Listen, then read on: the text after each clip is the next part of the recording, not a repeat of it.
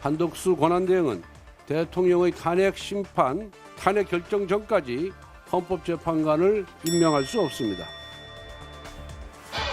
헌법재판관이 6명인 상황에서 권성동 원내대표는 한덕수 권한대행이 임명할 수 없다고 못을 박았습니다.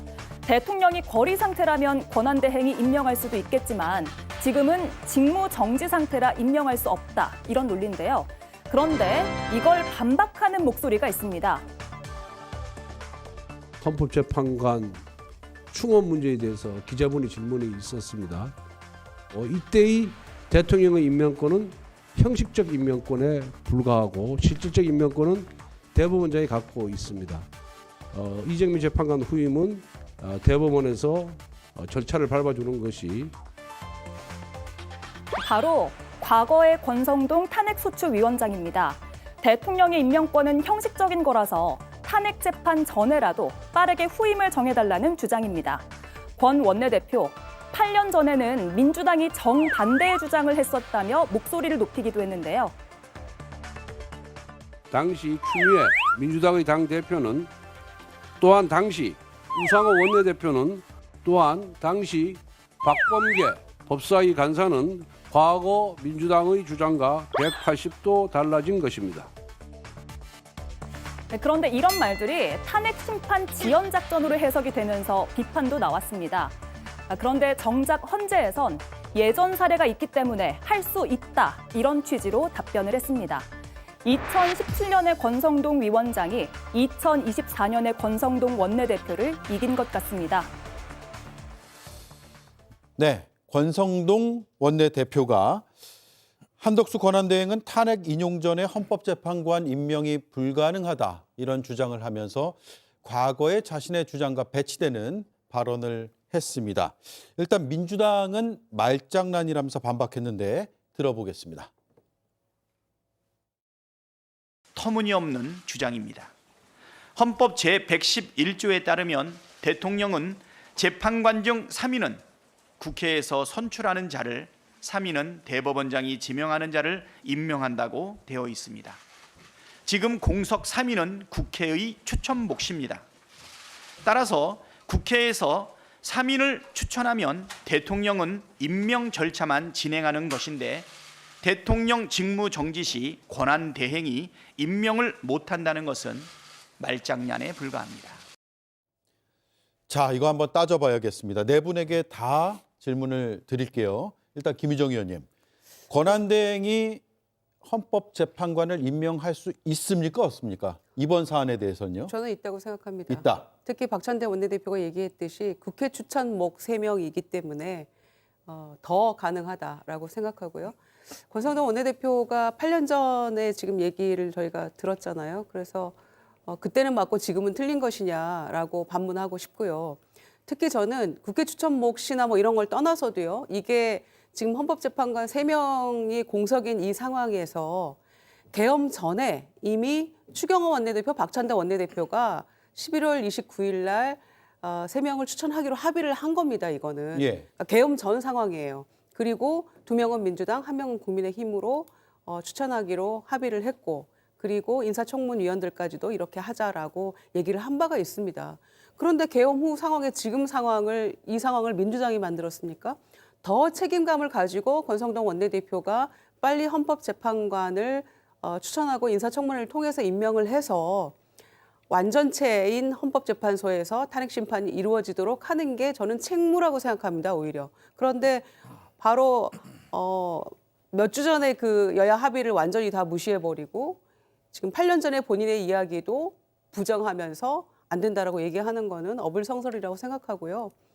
황교안 권한대행이 당시에 이정미 헌재소장 권한대행이 퇴임한 자리에 이선의 헌법재판관을 대법원장 몫이었거든요. 예. 임명을 한 바가 있거든요. 당시에도 대통령이 추천하는 그 당시 박한철 헌재소장 몫에 대해서는 임명권을 행사하지 않았습니다. 그거는 나중에 결론적으로 말씀드리면 문재인 대통령 취임 이후에 이제 헌재소장이 임명을 한 것이었고요. 그래서 대법원장이 지명하거나 또는 국회에서 추천하는 몫에 대해서는 그때도 권한대행이 임명을 했었고 이번에도 역시 국회 추천 모시니까 가능하다라고 평가합니다. 가능하다. 네. 자, 그런데 권성동 원내대표는 우상호, 추미애, 박범계 의원들의 이름을 하나씩 거론하면서 과거 민주당과는 180도 입장이 달라진 거 아니냐 이렇게 반박을 했거든요. 그러니까 과거에 달라진 거 맞나요? 과거와 지금의 민주당이? 이게 사실 예. 우리 당에서 법조인 출신 정치인들이 워낙 많지 않습니까? 예. 이분들의 의견을 종합해서 지금 원내대표가 대통령의 권위가 아닌 직무정지 상태에서는 이게 법적으로 법리적으로 논란의 여지가 있다라는 측면 때문에 임명해서는 안 된다라는 것을 말씀하신 거라고 저는 생각합니다. 예. 사실 전 법조인 출신이 아니기 때문에 이 법을 해석하는 데 있어서는 여러 의견들이 있는 걸로 알고 있습니다. 이것을 문자 그대로만 해석해야 되느냐 아니면 그것을 조금 더 확대 해석할 수도 있는 거냐 이거는 법을 어떻게 해석하는가에 따라 달라지는데 적어도 우리 당은 현재로서는 헌법재판관을 임명하는 것이 논란을 키울 수 있기 때문에 그렇게 해서는 안 된다는 입장을 갖고 있는 거고요. 개인적으로는 탄핵이라는 절차가 우리나라의 정치적 불확실성을 빨리 해소해야 한다는 측면에서는 속도감 있게 진행돼야 한다고 생각합니다만 예. 그렇다고 해서 어떤 헌법적 정당성 그리고 피고인의 방어권까지 침해하는 수준으로 가서는 안 된다 이런 생각을 말씀드립니다. 예. 여기 법조인 두 분이 또 있으시니까 김용남 의원님 먼저 들어볼까요? 그 여야가 모두 자기한테 유리한 얘기만 하고 논리적 일관성이 없기는 여야가 똑같습니다. 그러니까 지금 여당은 권한대행이라 더군다나 대통령 직무 정지 상태에서의 권한대행이라 헌법재판관 임명권은 행사할 수 없다라고 하잖아요. 예. 그러면서 또 법률안 거부권을 행사할 수 있다고 하면서 법률안 거부권을 행사해달라고 요청을 했어요. 예. 야당은 헌법재판관 임명할 수 있다. 당연히 행사할 수 있다 그러면서 권한대행이기 때문에 한덕수 권한대행은 국회에서 통과시킨 법률안 거부권을 행사해서는 안 된다고 해요. 예. 그러니까 서로 자기네한테 유리한 얘기만 하면서 논리적 일관성은 양쪽 다 전혀 없습니다. 예. 제가 보기엔 우리 헌법상이나 법률상 대통령 권한대행에 있어서의 어떤 법률적 제한은 전혀 없습니다. 그러니까 그거를 행사하는 데 있어서는 다만 권한대행 체제가 과도기적인 체제이기 때문에 적극적인 거는 좀 행사를 제한하는 게 맞지 않냐라는 어떤 정치적 사실적인 제한이 있을 뿐이지 법률적으로는 권한대행이 임명권도 행사할 수 있고 법률안 거부권도 행사할 수 있는 거예요. 예. 아니 어떻게 어떤 건 되고 어떤 건 안 되는데 자기네들한테 유리한 식으로만 해석을 해요. 법률안 거부권도 행사할 수 있고 임명권도 행사할 수 있는 겁니다. 제가 보기에. 예. 자, 이게 헌법에 대한 해석 문제여서 예. 의견들이 약간씩 다른 것 같기도 하고 학자들마다도 차이가 있는 것 같아요. 그래서 과거에 어떤 학자는 직무복귀 가능성, 그러니까 대통령이 탄핵 소추가 됐어도 향후에 직무복귀할 가능성이 있느냐, 그리고 탄핵에 대한 찬성 반대 여론이 어느 정도인가까지도 감안해야 된다라는 의견들도 있더라고요. 그건 대단히 비법률적 견해. 예. 네, 저는 논리적인 부분에 대해서만 말씀드리겠습니다. 지금 권성동 원내대표의 논리는 그 탄핵 소추를 하는 시점에서는 단순히 사고에 불과하고 탄핵 소추가 의결이 되어야 비로소 권리가 되는 것이다. 그러면서 사고 당시 사고일 때는 권한대행이 헌법기관 구성권을 행사하면 안 되고 권리가 될 때야 비로소 헌법기관 구성권을 행사할 수 있다. 네. 이런 논리인 것 같습니다. 그런데 우리 헌법 71조는 사고와 권리에 대해서 대통령 권한대행의 권한 행사를 그렇게 분리한 적이 없습니다.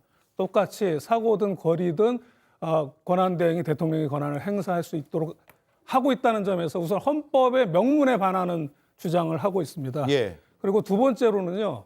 지금 이 국회모 헌법재판관에 대한 대통령의 임명은 권한이 아닙니다. 그야말로 형식적인 그 요식행위에 불과하거든요. 네. 따라서 이것을 대통령의 실질적인 대통령의 권한 행사라고는 보기 어렵다는 점에서 설령 뭐 사고든 거리든 어떠한 경우든 간에 이거는 얼마든지 가능하다는 것이고요. 그러면 대통령 몫이었다면요?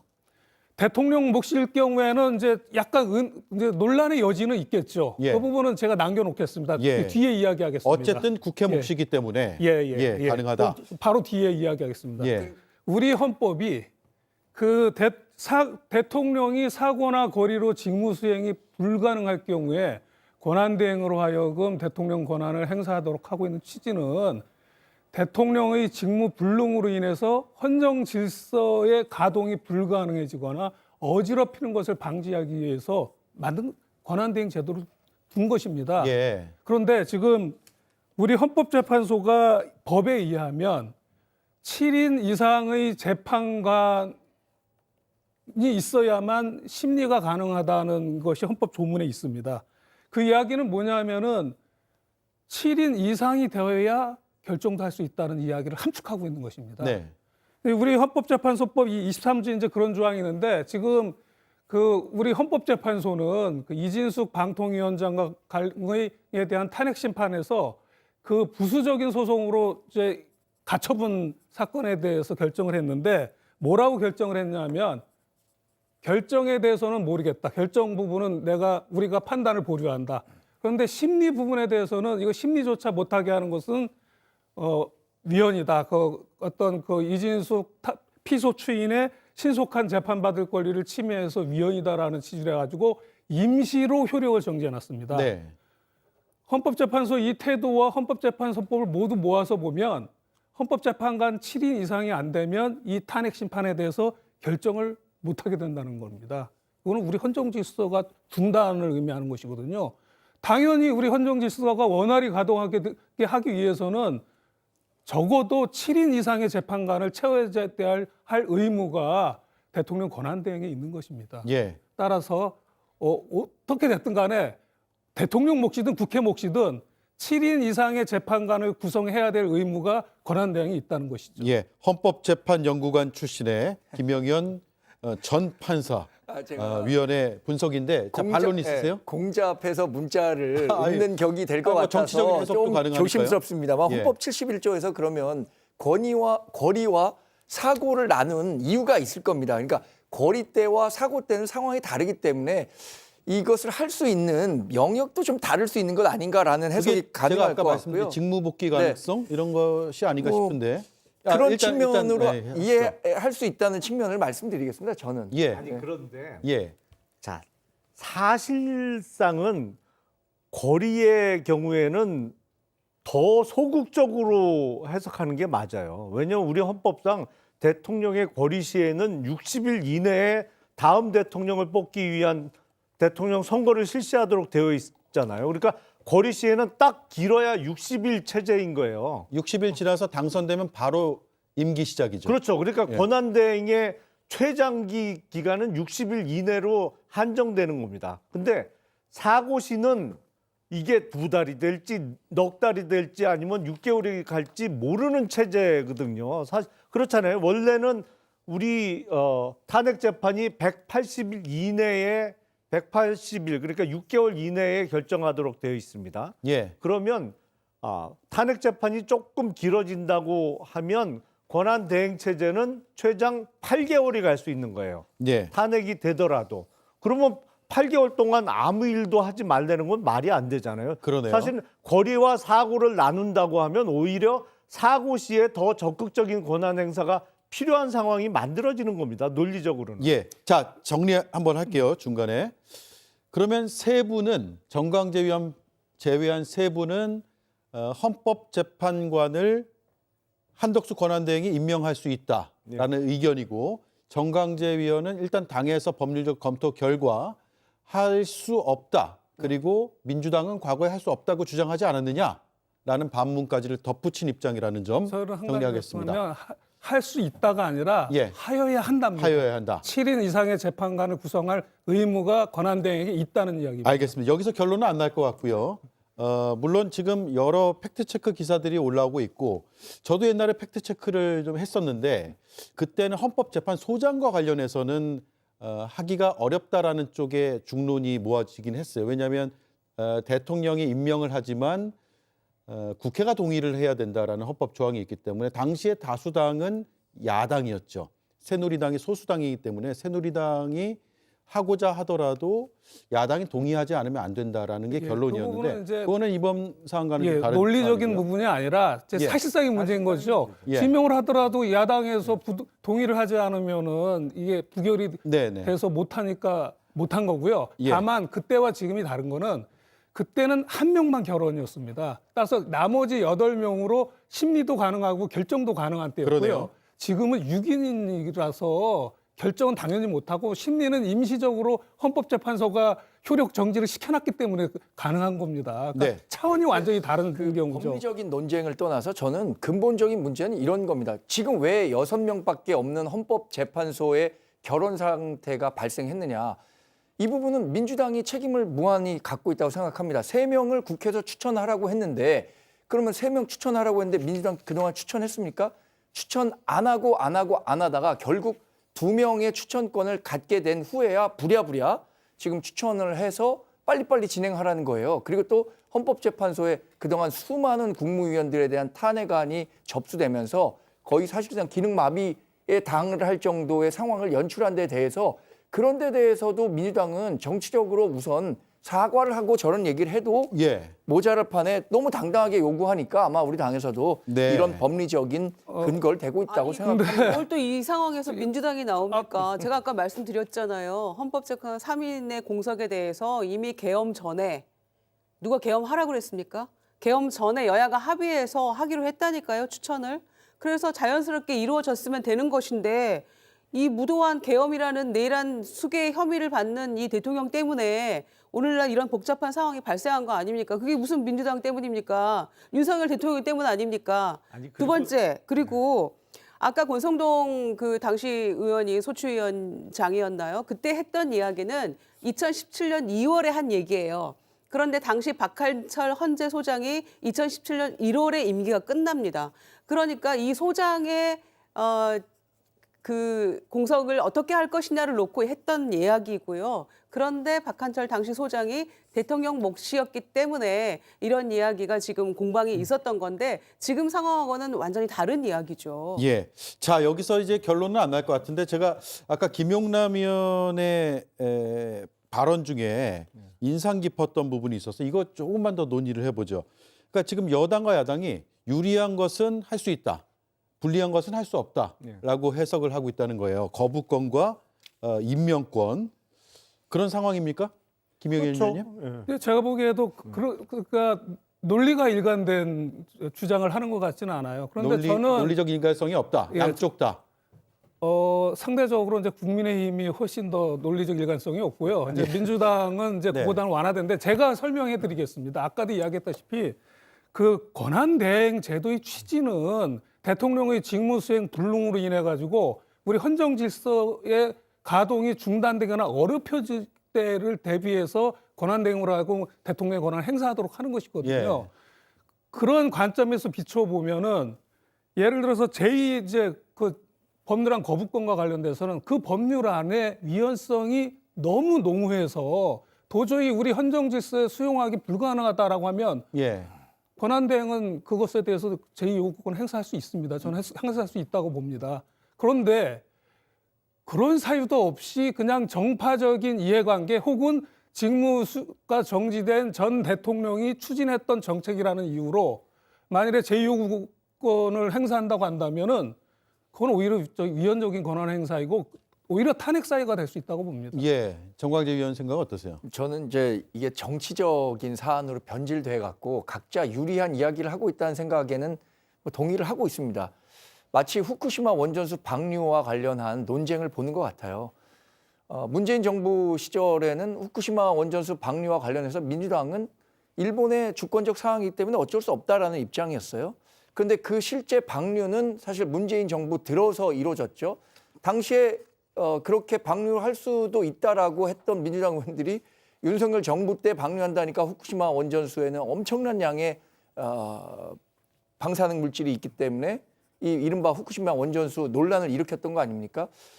아마 문재인 정부 때도 우리 당은 방류에 대해서 반대했었던 걸로 저 기억합니다. 그러나 우리가 집권했을 때는 다시 일본이 방류한다면 어쩔 수 없는 사안이다라고 입장을 변경했던 게 있는데 정치가 사실 일관적인 입장을 가져야 함에도 불구하고 그렇지 못하다는 측면에서 이건 뭐 국민의힘뿐만 아니라 민주당 예. 모든 정치권에서 좀 반성할 그 대목이라고 부분을 생각합니다. 지금 시청자들께서도 굉장히 관심이 있어 할 것 같아요. 입장이 바뀌면 논리와 발언 내용이 달라지기 때문인데 그것도 달라지는 정도가 아니라 완전 뒤바뀌는 경우도 있고. 자, 첫 발제를 한 김용남 의원께 마지막으로 발언 기회 드릴게요. 아까 말씀드린 대로 사실은 일관되게 그 논리를 주장을 하는 게 맞다고 봅니다. 그러니까 대통령 권한대행의 그 권한 행사 범위가 어디까지 가능하냐?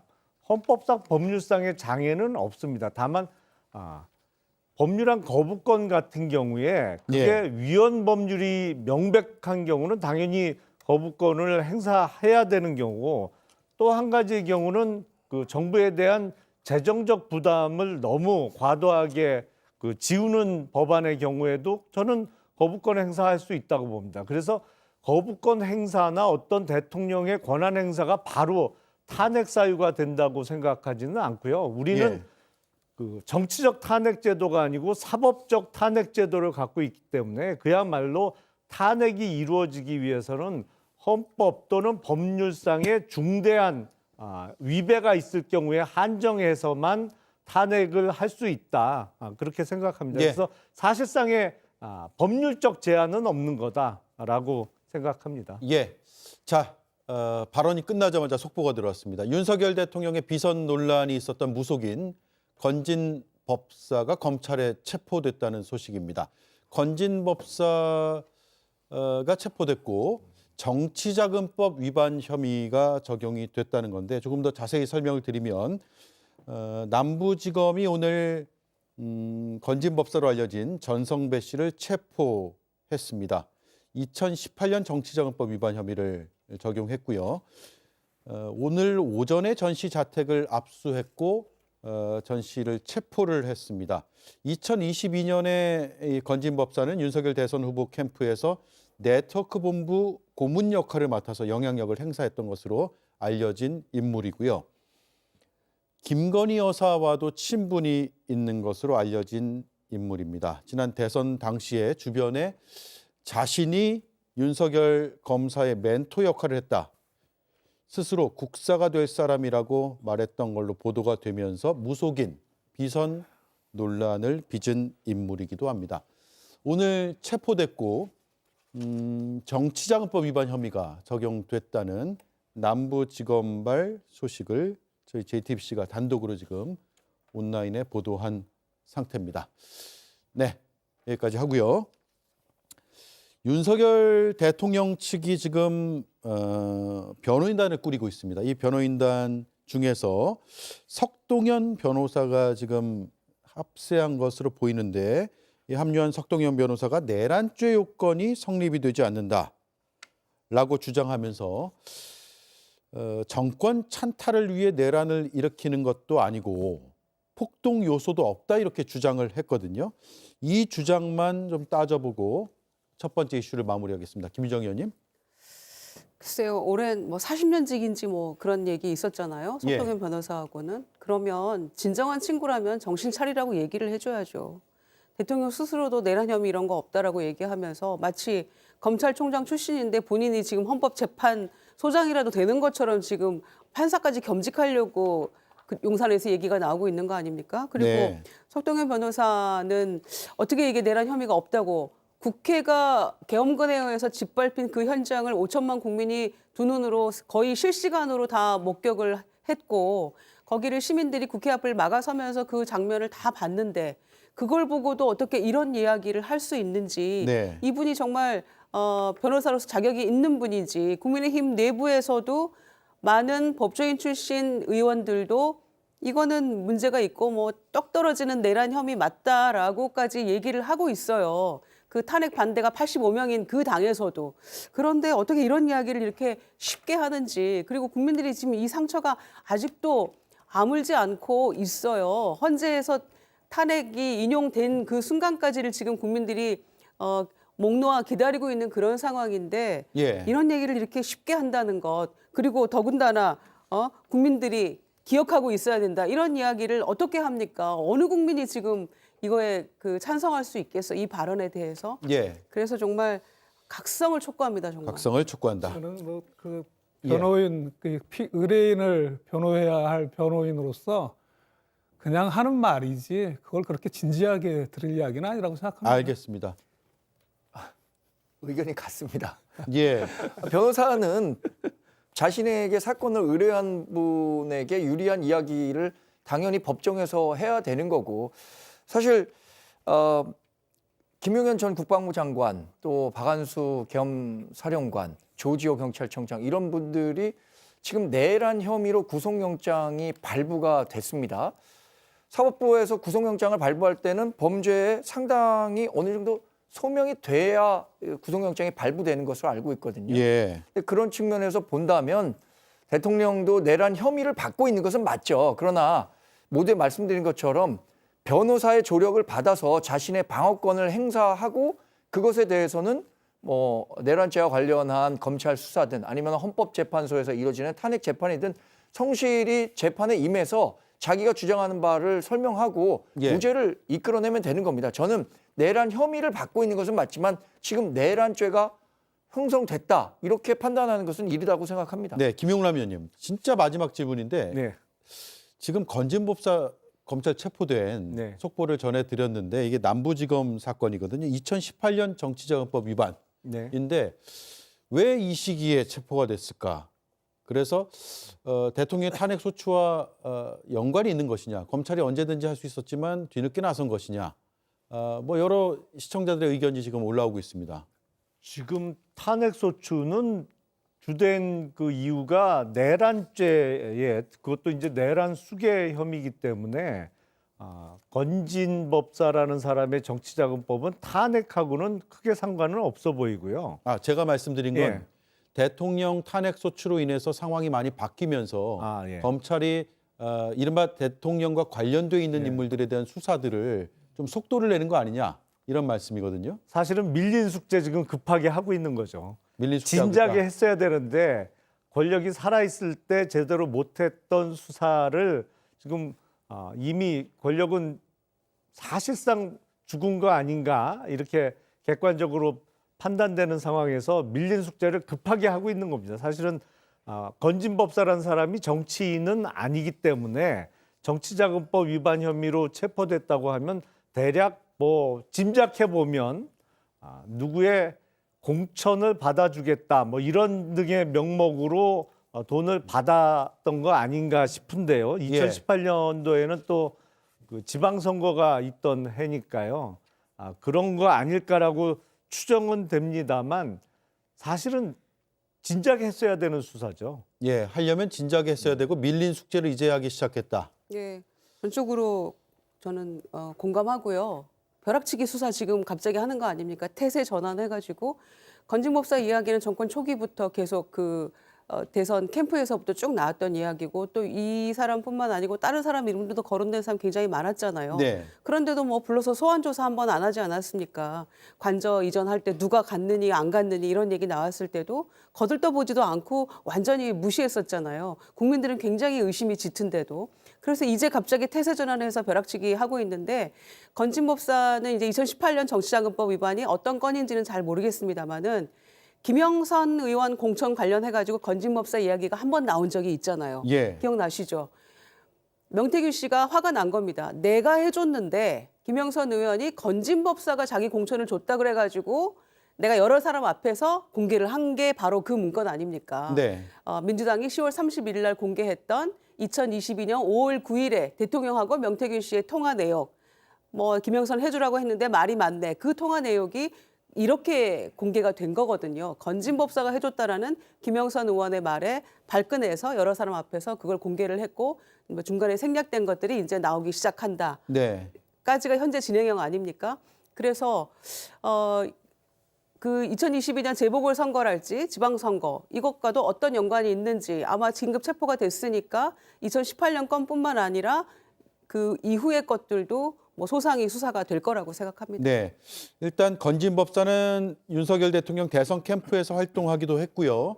과거 코바나 컨텐츠에서 고문 역할을 맡았던 이력도 있는 것으로 알려진 인물입니다. 지금 저희가 취재한 바로는 2018년 지방선거 전후로 해서 불법 정치자금을 수수한 혐의로 일단 체포된 것으로 보이는데 그 이후에 어떤 범죄 혐의가 더 있는지 현재 정치 권력 그러니까 윤석열 대통령과는 어떤 관련이 있는지까지 지금 취재된 내용은 아직까지는 저는 파악하지 못하고 있는 상황입니다.